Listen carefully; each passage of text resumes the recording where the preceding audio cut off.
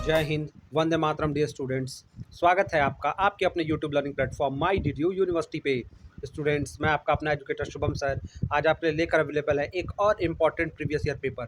जी हाँ स्टूडेंट्स, आज मैं आपके लिए लेकर अवेलेबल हूँ आपके लिए PHI 100 जो हमारे ग्रेजुएशन के किसी ईयर के स्टूडेंट हैं स्टूडेंट्स उनके लिए PHI 100 का प्रीवियस ईयर पेपर। स्टूडेंट्स, इस पेपर का टाइटल आप जानते हैं, इंट्रोडक्शन टू नाथ पंथ है और ये 2023-24 का या 2024 में जनवरी में जो सेमेस्टर एग्जामिनेशन हुए थे उसी का ये रिसेंट पेपर है।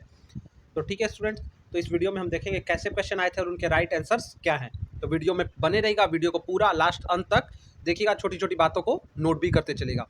स्टूडेंट्स, साथ ही साथ आपको बताना चाहूँगा कि हमने अपने चैनल पे PHI 100 से रिलेटेड 3-4 प्रीवियस ईयर ऑलरेडी करके रखे हैं, तो आप उसको भी जाकर नाथ पंथ के प्लेलिस्ट में जाकर वहाँ देख लीजिएगा, या आपके लिए मैं एक महा मैराथन वीडियो भी रेडी कर दूंगा। अगर आपको चाहिए होगा तो आप कमेंट करके मुझे बताइएगा। तो चलिए चलते हैं क्वेश्चंस की तरफ। साथ ही साथ स्टूडेंट्स कहना चाहूँगा, जो स्टूडेंट्स हमारे प्लेटफॉर्म पे नए हैं वो हमारे चैनल को सब्सक्राइब करेंगे और वीडियोज़ को आप स्टूडेंट्स फ्रेंड्स से शेयर कर लीजिएगा, क्योंकि ये चैनल आपके सपोर्ट से ही चल रहा है। तो चलिए शुरू करते हैं क्वेश्चंस को। पहला क्वेश्चन कह रहा है, नाथ पंथ का संस्थापक किसे माना जाता है। तो स्टूडेंट, नाथ पंथ का संस्थापक जो है स्टूडेंट, इस क्वेश्चन में बहुत डिबेट होता है, बहुत ज़्यादा डिबेट मतलब चर्चा का ये क्वेश्चन है, क्योंकि इसमें दो ऑप्शन जो हैं वो ये जो ऑप्शन बी और सी है ये दोनों कंफ्यूजिंग ऑप्शन है। इसमें हम गुरु गोरक्षनाथ के साथ जा रहे हैं। नाथ पंथ का संस्थापक वो आपको लग सकता है कि स्टूडेंट ये तो हम भी जानते थे, लेकिन बहुत सारे लोगों का और बहुत सारी किताबों में भी मानना है कि इसके संस्थापक मत्स्येंद्र नाथ हैं, जो गुरु गोरक्षनाथ के गुरु थे और नाथ संप्रदाय में पहले गुरु का दर्जा इनको प्राप्त है। तो सबसे पहले नाथ संप्रदाय में 9 नाथ होते हैं। तो इसमें स्टूडेंट्स ठीक है, तो इसमें जो मत्स्येंद्र नाथ हैं, गोरक्षनाथ हैं, ठीक है, कनिफा नाथ, चौरंगी नाथ, चरपट नाथ, भृतहरि नाथ, गोपीचंद नाथ, रतन नाथ, धर्मनाथ और इसी तरह से कई सारे नाथ इसमें आते हैं स्टूडेंट। तो हमने क्योंकि गोरक्षनाथ को इसलिए माना है स्टूडेंट क्योंकि नाथ पंथ को जो है संगठित करने का काम गुरु गोरक्षनाथ ने किया था और ये पंथ अपने समय में बिखरा हुआ था, ठीक है। लेकिन बहुत लोगों के हिसाब से मत्स्येंद्र नाथ भी इसके संस्थापक हो सकते हैं। नाथ पंथ अपने जुड़ाव के लिए जाना जाता है। तो नाथ पंथ किससे जुड़ाव के लिए जाना जाता है, नोन टू एसोसिएशन विद। तो नाथ पंथ जो है शैविज्म यानी शिव धर्म से, शैव संप्रदाय से जुड़ाव के लिए जाना जाता है। ये शिव को अपना परम गुरु मानते हैं, जिनको इनको आदिनाथ ये मानते हैं। स्टूडेंट, अगला क्वेश्चन देखते हैं। नाथ पंथ को इस नाम से भी जाना जाता है। तो दशनामी संप्रदाय, नाथ संप्रदाय, अद्वैत वदात, भक्ति आंदोलन। तो स्टूडेंट, नाथ पंथ को नाथ संप्रदाय के नाम से हम जानते हैं। दशनामी संप्रदाय जो है ये भी शैव संप्रदाय और नाथ संप्रदाय भी शैव संप्रदाय, लेकिन दशनामी संप्रदाय की स्थापना आदि शंकराचार्य ने की थी और ये नाथ संप्रदाय से थोड़ा अलग संप्रदाय है, ठीक है। तो राइट आंसर ऑप्शन बी रहेगा, नाथ संप्रदाय। अगला क्वेश्चन देखते हैं, नाथ पंथ का मूल ग्रंथ कौन सा है। तो स्टूडेंट, नाथ पंथ का जो मूल ग्रंथ है वो नाथ उपनिषद है, नाथ उपनिषद है, ठीक है। तो ऑप्शन सी आपका राइट हो जाएगा। स्टूडेंट, नाथ शब्द का अगर प्रश्न पूछ देता है, जिक्र सबसे पहले कहाँ आया है, तो नाथ का शब्द का जिक्र ऋग्वेद में आया हुआ है। अगला प्रश्न देखिए क्या कहता है। अगला प्रश्न कर रहा है, नाथ पंथ मुख्य तक इसके लिए जाना जाता है। तो कि नोन फॉर इम्फेसिस, यानी किस पे जोर देता है। तो रिचुअल पे, रिचुअल यानी रिचुअल एंड सेरेमोनीज यानी अनुष्ठान और समारोह पे, तपस्वी अभ्यास और योग तकनीक, aesthetic practice and yoga techniques. तो बिल्कुल यही और आपका राइट आंसर हो जाएगा। बाकी इसलिए नहीं, तो नाथ संप्रदाय किस पे जोर देता है, किसके लिए जाना जाता है, तो तप यानी योग साधना के अभ्यास और योग तकनीक पर जोर देता है, ठीक है। चलिए, नाथ पंथ साधकों का क्या प्राथमिक उद्देश्य क्या है। तो नाथ पंथ साधक यानी इनका मुख्य उद्देश्य क्या है। तो स्टूडेंट, इनका मुख्य उद्देश्य है लिबरेशन, मोक्ष, ठीक है। लिबरेशन यानी मोक्ष इनका मुख्य उद्देश्य है, ठीक है। अगला प्रश्न कर रहा है, नाथ परंपरा में किसे महत्वपूर्ण गुरु माना जाता है। शंकराचार्य, गोरक्षनाथ, रामानुज, संत कबीर। तो स्टूडेंट, जिसमें 9 नाथ है, यही 9 नाथ है, इनको ही प्रमुख गुरु माना जाता है और इनके सबसे आदि गुरु भगवान शंकर को माना जाता है, ठीक है, जिसको आदिनाथ ये कहते हैं। तो ना इसमें मत्स्येंद्र नाथ है, गोरक्षनाथ है और बाकी जितने 9 नाथ हैं वो इनके गुरु माने जाते हैं, ठीक है। अगला प्रश्न, नाथ पंथ में दीक्षा शामिल है। तो नाथ पंथ की दीक्षा में क्या शामिल है। तो कह रहा है यज्ञ, शक्तिपात। तो स्टूडेंट, पवित्र नदियों की तीर्थ यात्रा और मंत्रों का जाप। तो शक्तिपात जो है आध्यात्मिक ऊर्जा का संचरण जो है, तो ट्रांसमिशन ऑफ स्पिरिचुअल एनर्जी यही नाथ पंथ की दीक्षा में शामिल है, ठीक है। और जो नाथ पंथ योगी होते हैं कनफटा साधु होते हैं, ठीक है। ये आप ये भी याद रखिएगा। और ये पुस्तक भी है, ये भी आप देख लीजिएगा, मैंने और वीडियोज़ में उसको डिटेल से बताया है। स्टूडेंट, जो डिटेल्स को मैंने और वीडियो में शेयर कर दिया है, मैं उस डिटेल को आपको शेयर करने से बचता हूँ ताकि आपका टाइम सेव हो और आप ज़्यादा से ज़्यादा क्वेश्चन देख सकें। अगला क्वेश्चन, नाथ पंथ ने निम्नलिखित में से किसके विकास को प्रभावित किया? तो सूफीवाद, सिख धर्म, बौद्ध धर्म, उपरोक्त सभी। तो स्टूडेंट, नाथ पंथ ने जो है सूफीज्म के विकास को प्रभावित किया, ठीक है। सूफीज्म यानी सूफीवाद के विकास को प्रभावित किया, ठीक है। और स्टूडेंट, सूफीवाद से तो ये संबंध था, लेकिन ये धर्म मतलब सूफीवाद के विकास को प्रभावित किया। और बौद्ध धर्म के स्टूडेंट, बौद्ध धर्म से भी माना जाता है कि इसका जुड़ाव हो सकता है, ठीक है। बौद्ध धर्म के वज्रयान जो है ना शाखा के अनुयायी भी इससे जुड़े हुए हुआ करते थे, ठीक है। अगला प्रश्न, कौन नाथ योगी हठ योग प्रथाओं से जुड़ाव के लिए प्रसिद्ध है? तो कौन नाथ योगी हठ योग प्रथाओं से जुड़ाव के लिए प्रसिद्ध है? तो हठ योग के लिए गुरु गोरक्षनाथ जाने जाते हैं, ठीक है। हठ योग के लिए गुरु गोरक्षनाथ को जाना जाता है। योग में स्टूडेंट जितने बंध हैं वो नाथ संप्रदाय की ही देन माने जाते हैं। अगला प्रश्न, नाथ पंथ की विशेषता है? तो वो कह रहा है समावेशिता और सहनशीलता, विशिष्ट प्रथाएं, जाति आधारित प्रतिबंध और समाज का त्याग। तो नाथ पंथ की विशेषता है कि इसके योगी जो होते हैं, जो नाथ पंथ में साधु बनते हैं या नाथ योगी बनते हैं, वो क्या करते हैं, वो अपना जीवित रहते ही अपना पिंडदान कर देते हैं और समाज का त्याग कर देते हैं। घर द्वार से कोई उनका जो है जुड़ा नहीं होता है, ठीक है। और आप जानते ही हैं कि गोरखपुर जो पूरा क्षेत्र है, तो ये नाथ संप्रदाय का यहाँ पे जो प्रसिद्ध मंदिर गुरु गोरक्षनाथ मंदिर यहीं पे आपका व्याप्त है, ठीक है। तो जो पूरे भारत में एक आस्था का केंद्र है। चलिए अगला प्रश्न देखते हैं, गोरक्षनाथ और गौतम बुद्ध इस पर समान जोर देते हैं, ठीक है। तो गोरक्षनाथ और गौतम बुद्ध किस पे समान जोर देते हैं? स्टूडेंट, ये जो आपका क्वेश्चन है, तो इसमें कर अनुष्ठान, अहिंसा, तपस्या। तो स्टूडेंट, ये तपस्या पे दोनों, अहिंसा तो गौतम बुद्ध का है लेकिन इससे गोरक्षनाथ का बहुत जुड़ाव नहीं है, लेकिन जो तपस्या यानी मेडिटेशन है या एस्थेटिसिज्म है, इससे दोनों जुड़े हुए हैं, ठीक है। तपस्या साधना, इस पे जोर गौतम बुद्ध और गोरक्षनाथ दोनों देते हैं। अगला क्वेश्चन, गोरखनाथ और स्वामी विवेकानंद दोनों इसकी वकालत करते हैं, त्याग, समाज सेवा, मठवासी जीवन और अनुष्ठानिक पूजा। तो स्टूडेंट, स्वामी देखिए मठवासी, मठ वाले जीवन, मठ का जीवन जो है ये नाथ संप्रदाय में भी है और विवेकानंद ने भी वेलूर मठ की स्थापना की, ठीक है।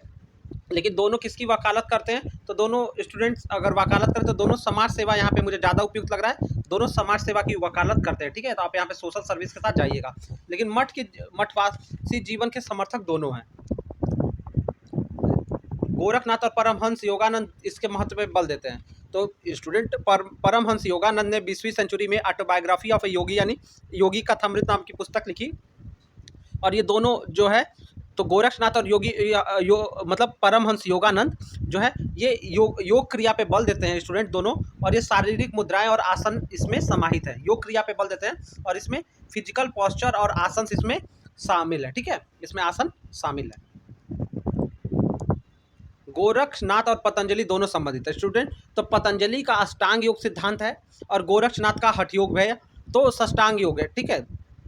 तो स्टूडेंट, अष्टांग योग जो है सिद्धांत है और माना जाता है पतंजलि का जहाँ अष्टांग योग खत्म होता है वहीं से गोरखनाथ का जो है योग शुरू होता है। और दोनों हठ योग से जुड़े हुए, दोनों ने हठ योग की बात की है, दोनों ने हठ योग का जिक्र किया हुआ है, ठीक है। तो दोनों हठ योग से संबंधित हैं। अगला, गोरखनाथ और श्री अरविंद दोनों संबंधित है। तो अब गोरखनाथ का योग दर्शन और अरविंद के किस योग दर्शन में समानता है, कहने का ये मतलब है। तो स्टूडेंट, आपको पहले भी पता होगा कि श्री अरविंद जो है वो समग्र योग धारणा से संबंधित है और गोरखनाथ भी इसी योग धारणा से संबंधित है, ठीक है। नेक्स्ट क्वेश्चन देख लेते हैं। तो नेक्स्ट क्वेश्चन कह रहा है, नाथ पंथ में सिद्ध शब्द का तात्पर्य क्या है? तो स्टूडेंट, नाथ जो पंथ है इसमें सिद्ध जो होते हैं वो क्या है? तो सिद्ध जो है जिन्होंने अटेनमेंट को प्राप्त कर लिया, अटेनमेंट मतलब उच्च अवस्था को प्राप्त कर लिया, यानी यहाँ उपलब्धियाँ हिंदी में लिखा है, लेकिन अटेनमेंट से, अंग्रेजी के अटेनमेंट से हम समझ सकते हैं कि जिन्होंने जो है ईश्वर को समझ लिया है या कुछ पा लिया, ज्ञान की प्राप्ति कर ली है। तो सिद्ध जो है जिन्होंने समाज में अपनी उपलब्धियां मतलब धारण की हुई है, ठीक है। तो सिद्ध का यहाँ पे राइट आंसर हो जाएगा बी, उपलब्धियां, ठीक है। शिष्य, अनुष्ठान और पवित्र ग्रंथ यहाँ पे नहीं होगा। अगला प्रश्न कर रहा है नाथ शब्द का तात्पर्य किससे है? तो स्टूडेंट नाथ शब्द का तात्पर्य जो है, अब वो कह रहा है धार्मिक विद्वान, विष्णु के भक्त। विष्णु से तो कोई संबंध नहीं। नाथ पंथ के अनुयायी, नाथ का तात्पर्य नाथ पंथ के अनुयायी नहीं, धर्म बौद्ध भिक्षु नहीं, धार्मिक विद्वान यहाँ पे स्टूडेंट होगा, क्योंकि नाथ शब्द का अर्थ ही होता है, मैंने आपको बताया इसका जिक्र ऋग्वेद में भी हुआ है। और नाथ शब्द का अर्थ होता है लॉर्ड, ईश्वर, प्रोटेक्टर मतलब सबकी रक्षा करने वाला, मास्टर मतलब सबका आचार्य जो ज्ञानी हो। तो यहाँ मास्टर शब्द से इसको जोड़कर रिलीजियस स्कॉलर हमारा सही उत्तर हो जाएगा, धार्मिक विद्वान। नाथ पंथ साधना में गुरु की कृपा। स्टूडेंट धर्म मतलब यहाँ पे धर्म नहीं, धार्मिक विद्वान मतलब धर्म को जानने वाला। धर्म वहाँ पे क्या है स्टूडेंट? जो मानव कर्तव्य हैं वही वहाँ पे धर्म का काम को दिखा रहे हैं, धर्म को वहाँ पे इंगित कर रहे हैं, तो इसलिए वहाँ पे धार्मिक विद्वान ही सही रहेगा। अगला क्वेश्चन, नाथ पंथ साधना में गुरु की भूमिका होती है, तो गुरु की क्या भूमिका है? करा राजनीति नेतृत्व प्रदान करना। नाथ पंथ साधना में गुरु की भूमिका राजनीतिक नेतृत्व प्रदान करना नहीं, आध्यात्मिक ज्ञान और मार्गदर्शन प्राप्त करना, अनुष्ठान आयोजित करना या सरकार का प्रतिनिधित्व करना। तो स्टूडेंट आज के जैसे गुरु योगी आदित्यनाथ जी सरकार की जो है गवर्नमेंट यूपी गवर्नमेंट में है, यूपी में मतलब सरकार योगी आदित्यनाथ जी की है, जो एक नाथ संप्रदाय से दीक्षित, ठीक है, संत हैं। लेकिन यहाँ पे जो नाथ संप्रदाय जो कहता है कि गुरु की भूमिका आध्यात्मिक ज्ञान और मार्गदर्शन का काम करना, ठीक है, impart spiritual knowledge and guidance, ठीक है। यहाँ से राजनीति का कोई सरोकार नहीं रहा है। नाथ पंथ का उद्भव एवं विकास किस ऐतिहासिक काल में हुआ? तो स्टूडेंट माना जाता है इसका, देखिए काल बहुत जो ज़्यादा मत पे जिसको वो करते हैं कि माना जाता है मुगल काल में इसका उद्भव और विकास हुआ, ठीक है, मुगल काल में माना जाता है, लेकिन इससे प्राचीन माना जाता है। अब मैं इसको इसलिए बता कर सकता हूँ क्योंकि गोरक्षनाथ मंदिर में ही अगर स्टूडेंट आप गए होंगे तो भीम सरोवर है, और माना जाता है कि भीम गुरु गोरक्षनाथ को आमंत्रण देने आए हुए थे, कोई आमंत्रण देने यहाँ गोरक्षनाथ मंदिर पे आए थे, और वहीं पे उन्होंने विश्राम किया था जहाँ पे भीम सरोवर स्थित है, जो कुंड है जो गोरक्षनाथ मंदिर में घुसते ही आपको दिखता है। तो इससे समझा जा सकता है कि वो द्वापर कालीन भी हो सकता है, लेकिन जो और मान्यताएं हैं उसका माना जाता है कि इसका उद्भव और विकास मुगल काल में भी हुआ है, तो मुगल काल यहाँ पे सही हो, हम उत्तर को मानेंगे। इतिहास में कौन सा क्षेत्र नाथ पंथ के प्रभाव और प्रसार का महत्वपूर्ण केंद्र रहा है? तो स्टूडेंट इतिहास का कौन सा क्षेत्र नाथ पंथ के प्रभाव और प्रसार का मुख्य केंद्र रहा है? तो ये उत्तरी भारत में जो गोरखपुर से सटा हुआ इलाका, तो ये करा उत्तरी अमेरिका, दक्षिणी अमेरिका, मध्य एशिया, उत्तरी भारत। तो स्टूडेंट यहाँ पे जो सही उत्तर हो जाएगा उत्तरी भारत। उत्तर भारत का क्षेत्र इससे ज़्यादा प्रभावित रहा है, जो हिंदी भाषी क्षेत्र रहे हैं, ठीक है, या हरियाणा ये तक भी इसका प्रभाव रहा, तो उत्तरी भारत यहाँ पे ज़्यादा सही उत्तर हो जाएगा, ठीक है। और उत्तरी भारत में खास करके गोरखपुर और नेपाल से सटा हुआ क्षेत्र भी नाथ पंथ का एक महत्वपूर्ण केंद्र रहा है। समकालीन नाथ वंश की पहचान करें जिसकी आधुनिक समय में उल्लेखनीय उपस्थिति है, यानी कौन सा इस समय आधुनिक समय में कौन सा नाथ मतलब वंश चल रहा है? तो कह रहा है कि मुगल नाथ वंश, ब्रिटिश नाथ वंश, आदि नाथ वंश। तो स्टूडेंट इसे यहाँ पे राइट आंसर जगह आदि नाथ वंश जो है वो आधुनिक समय में ये ज़्यादा, जैसे ये कई सारे नाथ पंथ में भी अलग अलग डिवीजन रहे हैं स्टूडेंट, ठीक है, अलग अलग उनके सेक्ट रहे हैं। तो यहाँ पे आदि नाथ वंश आपका अभी भी जो जिस नाथ संप्रदाय को हम जानते हैं वो आदि नाथ वंश का है, ठीक है। अगला क्वेश्चन, कौन सा योग दर्शन प्रमुख रूप से पतंजलि से जुड़ा है और वो गोरखनाथ के नाथ योग से भिन्न है? तो कह रहा है कौन सा योग दर्शन मुख्य रूप से पतंजलि से जुड़ा और यह गोरखनाथ के योग से कैसे भिन्न है? तो स्टूडेंट कह रहा है हठ योग, यह शारीरिक मुद्राओं पे जोर देता है, ठीक है। दूसरा कह रहा है, तो स्टूडेंट जो पतंजलि का जो अष्टांग योग है और योग सूत्र जो किताब है, तो इसमें हठ योग की बात पतंजलि भी करते हैं और हठ योग की बात गुरु गोरक्षनाथ भी करते हैं, ठीक है। लेकिन स्टूडेंट्स जो पतंजलि का हठ योग है और जो गोरक्षनाथ का हठ योग है, दोनों में थोड़ी भिन्नता है। जहाँ पे जो आपका गोरक्षनाथ का हठ योग है वो क्या कहता है कि मुद्राओं पे ये मतलब नियंत्रण की बात करता है, शरीर पे जो अपने इंद्रियों पे विजय की बात करता है, ठीक है, और ये सारी बात करता है। और जो आपका पतंजलि का हठ योग है शारीरिक मुद्राओं पे ये जोर देता है। तो आपका राइट आंसर ऑप्शन ए रहेगा, हठ योग यह शारीरिक मुद्राओं पे जोर देता है। ये जो है पतंजलि का जो है ये गोरक्षनाथ के योग से थोड़ा सा भिन्न है।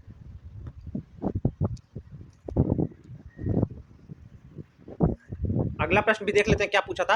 आध्यात्मिक श्रेणी ग्रंथ ऑटोबायोग्राफी ऑफ अ योगी के लेखक कौन है? तो ऑटोबायोग्राफी ऑफ अ योगी मैंने बताया था ये परमहंस योगानंद का है, ठीक है।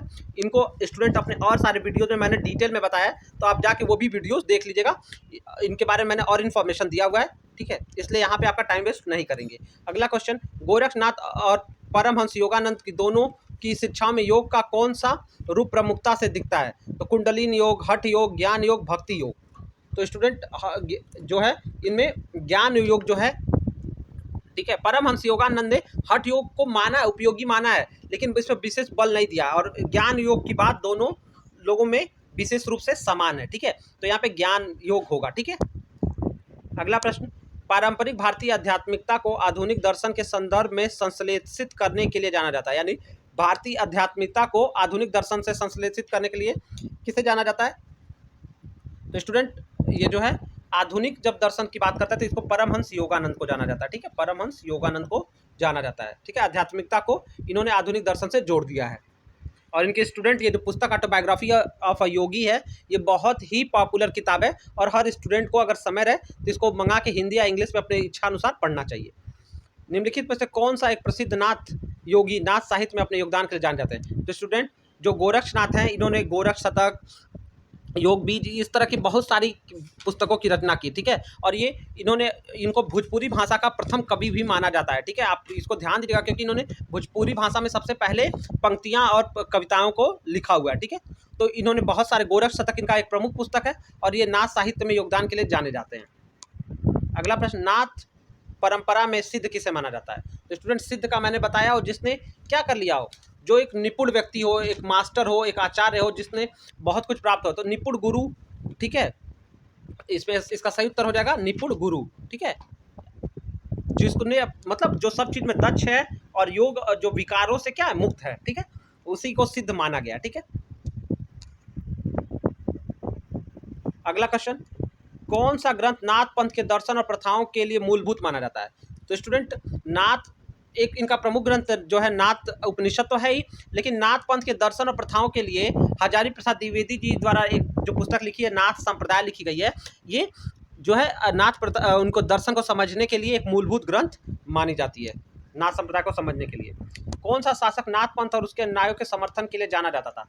तो स्टूडेंट माना जाता है कि जो मुगल काल में अकबर जो था, माना जाता है कि वो नाथ पंथ का के अनुयायियों का क्या था, थोड़ा बहुत समर्थक था, ठीक है, उनका पूरा समर्थक तो नहीं कहेंगे, लेकिन उनके अनुयायियों का समर्थक था, ठीक है, ये हम मान सकते हैं। अगला प्रश्न, नाथ पंथ साधना का कौन सा पहलू अभ्यासकर्ता के भीतर आध्यात्मिक ऊर्जा के जागरण से संबंधित है? तो स्टूडेंट कह रहा है कुंडलिनी जागरण, शारीरिक व्यायाम, अनुष्ठानिक प्रसाद और ध्यान। तो नाथ साधना का कौन सा पहलू जो है वो ध्यान जो है, जो अंदर से ऊर्जा, आध्यात्मिक ऊर्जा को जागरण से संबंधित है, मेडिटेशन आपका राइट आंसर हो जाएगा। अगला प्रश्न, किस काल में नाथ पंथ के कुछ शासकों से चुनौतियों और प्रतिबंधों का सामना करना पड़ा? तो देखिए वहीं पे जो थोड़ा उदार था अकबर, और बाकी मुगल काल में और जो हुए तो उनको प्रतिबंध का सामना भी करना पड़ा, तो ये मुगल काल में ही कुछ उदार राजा भी हुए जो हुए, और बाकी लोगों ने प्रतिबंध लगाने की भी कोशिश की। अगला प्रश्न भी देख लेते हैं, कह रहे कौन सा नाथ ग्रंथ हठ योग प्रथाओं और सिद्धांतों की विस्तृत व्याख्या के लिए जाना जाता है? तो स्टूडेंट जो नाथ, ये जो गोरक्ष संहिता है गुरु गोरक्षनाथ द्वारा लिखी गई है, और सिद्धांत पद्धति ये भी गुरु गोरक्षनाथ की पुस्तक है, ठीक है, तो कह रहा है नाथ हठ योग की प्रथाओं के लिए, तो हठ योग के लिए जाना जाता है सिद्ध सिद्धांत पद्धति, ठीक है, हठ योग के सिद्धांत और प्रथाओं का जिक्र सिद्ध सिद्धांत पद्धति में है, ठीक है। सिद्धों की संख्या कितनी मानी गई स्टूडेंट? तो 9 नाथ, और नाथ पंथ में 9 नाथ और 84 सिद्ध माने गए हैं, ठीक है, तो ऑप्शन सी राइट होगा। नाथों की संख्या कितनी है? तो 9 नाथ माने गए हैं, ये तो आसान क्वेश्चन था स्टूडेंट, इसको तो आप कर लोगे। स्टूडेंट नाथ संप्रदाय की कुल देवी की जब हम बात करते हैं, एक अलग से जान ले, तो माता हिंगलाज भवानी जिनका मंदिर पाकिस्तान में है, वो नाथ संप्रदाय की कुल देवी मानी जाती हैं, ये भी आप याद रखिएगा। ऋग्वेद में नाथ शब्द का अर्थ, स्टूडेंट मैंने आपको बताया कि ऋग्वेद में भी नाथ शब्द का जिक्र हुआ है, और नाथ का शब्द का वही जो है इसका मतलब है समर्थ, कैपेबल, जो सबको दे सकता है, मास्टर, ठीक है, क्रिएटर। जो ऋग्वेद में नाथ का अर्थ है इस ब्रह्मांड का उत्पत्ति करता, जिसने ब्रह्मांड को उत्पत्ति किया, जो समर्थ है, जो अपने आप में क्या है, पूरी तरह से समर्थ है, उसे किसी के सहायता की जरूरत नहीं है, तो यहाँ पे समर्थ हमारा उत्तर हो जाएगा। ईश्वर को माना गया है नाथ ऋग्वेद में। नाथ शब्द का जिक्र है, और उसी शब्द से यहाँ नाथ पंथ को हम यहाँ पे जोड़ रहे हैं, ठीक है। अलख निरंजन किस अवस्था को कहा जाता है? तो स्टूडेंट अलख निरंजन जो है ठीक है, शून्य समाधि अवस्था होती है। ठीक है, शून्य समाधि अवस्था होती है। ठीक है, शून्य समाधि अवस्था को कहा जाता है। समाधि इसमें नहीं ले लेते हैं, अलख निरंजन जो है वो शून्य समाधि अवस्था होती है। शिव को इसमें अलख और आदेश के नाम से नाथ संप्रदाय में जाना जाता है, ये भी आप थोड़ा ध्यान दीजिएगा। हठ योग प्रदीपिका के लेखक कौन है? तो स्टूडेंट, ठीक है, तो हठ योग प्रदीपिका के लेखक स्वात्माराम जी को माना जाता है। ठीक है, ऑप्शन डी आपका राइट हो जाएगा। अगला प्रश्न है, घेरंड संहिता के लेखक कौन है? तो स्टूडेंट, ये मैंने बताया है कि घेरंड संहिता के जो लेखक है महर्षि घेरंड है, और इनका जो है इस स्टूडेंट जो ये घेरंड संहिता है, इसमें महर्षि घेरंड जो हैं, इनके एक राजा इनके शिष्य थे, उन राजा का नाम था राजा चंडकपाली। ठीक है, तो उनको योग के बारे में ज्ञान देते हैं। और स्टूडेंट, जो घेरंड संहिता है हठ योग की 3 प्रमुख पुस्तक मानी जाती है, जिसमें हठ योग प्रदीपिका जो स्वात्माराम जी की है, शिव संहिता और घेरंड संहिता, ये 3 जो है हठ योग की प्रमुख पुस्तक है। और ये जो घेरंड संहिता है, इसमें महर्षि घेरंड जो है राजा चंडकपाली के योग से संबंधित समस्याओं का निराकरण करते हुए नजर आते हैं। गोरख शतक किसकी पुस्तक है? स्टूडेंट, गोरख शतक तो आप जानते हैं गुरु गोरक्षनाथ की प्रमुख पुस्तक है। ठीक है, ऑप्शन बी सही रहेगा। अगला प्रश्न, शंकराचार्य के बाद इतना प्रभावशाली, इतना महामान्वित भारतवर्ष में दूसरा नहीं हुआ। भक्ति आंदोलन के पूर्व सबसे शक्तिशाली धार्मिक आंदोलन गोरक्षनाथ का भक्ति मार्ग ही था, यह मत है। तो ये किसका मत है? ठीक है, तो शंकराचार्य के बाद ज़्यादा प्रभावशाली किसे माना है? गोरक्षनाथ को माना है। किसने माना है, यही पूछना चाह रहा है। तो स्टूडेंट, ये आचार्य हजारी प्रसाद द्विवेदी जी ने ही भक्ति आंदोलन से पूर्व माना है कि ये जो नाथ जो संप्रदाय था या नाथ पंथ ही था, ये इतना प्रभावशाली भारत में रहा। ठीक है, शंकराचार्य के बाद सर्व धर्म को इतना ज़्यादा इसने ही आगे बढ़ाया। आचार्य हजारी प्रसाद द्विवेदी, इन्होंने नाथ संप्रदाय नाम की पुस्तक लिखी है। राहुल सांकृत्यायन ने भी नाथ संप्रदाय के ऊपर काम किया है, ये भी आप ध्यान रखिएगा। गोरक्षनाथ की रचनाओं का संकलन किस नाम से है? तो गोरक्षनाथ की जो सारी रचनाएं उसको संकलन यानी इकट्ठा किया गया है। जो गोरखनाथ ने भोजपुरी में पद लिखे हैं, वो उसका गोरख बानी में संकलन किया गया है, गोरख बानी में। अगला प्रश्न, हठ योग में ह और ठ का अर्थ है। तो स्टूडेंट, हठ योग में ह जो है सूर्य को और ठ है जो है चंद्र को। एक ऊर्जा का असीम केंद्र और एक शीतलता का, एक उष्मा गर्मी का असीम केंद्र और एक शीतलता का असीम केंद्र चंद्र है। ठीक है, तो हठ योग में ह और ठ जो है सूर्य चंद्रमा, जो अलग अलग इंद्रियों को संदर्भित भी करते हैं। आचार्य रामचंद्र शुक्ल ने गोरखनाथ के प्रामाणिक ग्रंथों की संख्या कितनी मानी है? इसका राइट आंसर हो जाएगा ऑप्शन 1, 10 मानी है। उसकी संख्या कितनी मानी है? 10 मानी है। ठीक है, रामचंद्र शुक्ल ने, जैसे बहुत सारे जो ग्रंथ हैं वो माना जाता है कि गुरु गोरक्षनाथ द्वारा लिखे गए हैं, लेकिन उनको प्रामाणिक ग्रंथों को 10 ही इन्होंने रामचंद्र शुक्ल जी ने माना है, कई को नहीं माना है। 12पंथी संप्रदाय के प्रवर्तक कौन है? तो 12पंथी जो संप्रदाय है उसी को नाथ संप्रदाय में ही आता है, और इसके प्रवर्तक महायोगी गोरक्षनाथ ही है। ठीक है, मैंने बताया स्टूडेंट कि नाथ संप्रदाय भी कई जो है संप्रदाय में कई भागों में बटा हुआ था। ठीक है, कौल मत के प्रवर्तक कौन थे? तो स्टूडेंट, कौल मत के प्रवर्तक मत्स्येंद्र नाथ जी को माना जाता है। ऑप्शन बी आपका राइट होगा, मत्स्येंद्र नाथ जी को माना जाता है। अगला प्रश्न, निम्न से कौन नाथ पंथ से संबंधित है? वैराग्य पंथ, कौल मत, अवधूत संप्रदाय, उपरोक्त सभी। तो स्टूडेंट, ये जो उसमें से सभी है, अवधूत संप्रदाय भी इसी का है और कौल मत भी जो है नाथ पंथ से ही संबंधित है। तो ये हमारा उत्तर हो जाएगा उपरोक्त सभी। वैराग्य पंथ, कौल मत और अवधूत संप्रदाय, ये सब नाथ पंथ से ही संबंधित है। आचार्य हजारी प्रसाद द्विवेदी के अनुसार गोरक्षनाथ किस सदी में हुए थे? तो स्टूडेंट, आचार्य हजारी प्रसाद द्विवेदी के अनुसार इन्होंने गुरु गोरक्षनाथ का काल 9वीं सदी माना है, 9वीं सदी माना हुआ है। तो ऑप्शन सी आपका राइट होगा। योग बीज के लेखक कौन है? तो स्टूडेंट, योग बीज के लेखक गुरु गोरक्षनाथ को ही माना जाता है, ये इन्हीं की पुस्तक है। तो स्टूडेंट, इस पेपर में गोरक्षनाथ के पुस्तकों को, परमहंस योगानंद को, महर्षि अरविंद को, इनको अच्छे से आप देख लीजिएगा, इनसे जुड़े हुए क्वेश्चन पूछे जाएंगे।